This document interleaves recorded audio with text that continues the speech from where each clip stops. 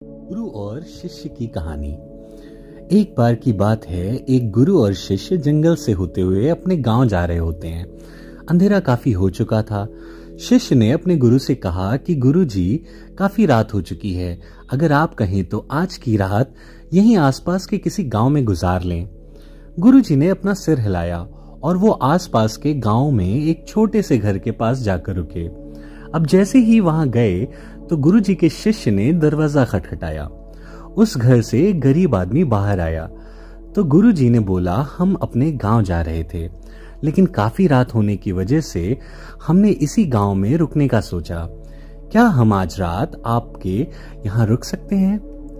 गरीब आदमी बोला, हाँ क्यों नहीं, आप दोनों अंदर आ जाइए। अब जैसे ही गुरुजी अंदर गए, उन्होंने देखा कि उस आदमी के घर में बहुत ही ज्यादा गरीबी थी। गुरुजी ने उससे पूछा कि आप क्या काम करते हैं?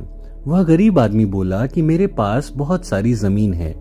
तो गुरुजी ने बोला, अगर तुम्हारे पास बहुत सारी जमीन है तो इस तरह से क्यों रह रहे हो? वह आदमी बोला, यह किसी काम की नहीं है। गांव वाले बोलते हैं कि यह बंजर जमीन है, यहाँ पर कुछ भी नहीं उगाई हो सकती और वहां फसल उगाना बहुत ही बड़ी बेवकूफी है। गुरुजी ने बोला कि तुम्हारा गुजारा कैसे होता है? उसने बोला कि मेरे पास एक भैंस है जिससे मेरा पूरा घर चलता है। ये सुनने के बाद गुरुजी सो जाते हैं और रात में जब सब लोग सो रहे होते हैं तब गुरुजी अपने शिष्य को उठाते हैं और उस गरीब आदमी की भैंस लेकर अपने गांव चले जाते हैं। शिष्य अपने गुरु से पूछता है कि गुरुजी, कहीं हम ये गलत तो नहीं कर रहे हैं? उस गरीब आदमी की रोजी रोटी इसी भैंस की वजह से चलती है। तो गुरुजी अपने शिष्य की तरफ देखते हैं और मुस्कुराते हुए आगे बढ़ जाते हैं। उस बात को तकरीबन 10 साल गुजर जाते हैं और गुरु का शिष्य जो था वह बहुत बड़ा गुरु बन चुका था। तो एक दिन उन्हें उस गरीब आदमी की याद आती है कि मेरे गुरु ने उस आदमी के साथ अच्छा नहीं किया था। मुझे एक बार चलकर देखना चाहिए कि वह आदमी अब किस परिस्थिति में रह रहा है। वह शिष्य उस गांव की तरफ जाता है और वहां जैसे ही पहुंचता है वह देखता है कि जहां उस गरीब आदमी का झोपड़ा था वहां पर अब एक बड़ी सी आलीशान हवेली बन चुकी थी और उस झोपड़ी के बाहर जो बंजर जमीन थी उस पर फल और फूलों के बगीचे थे।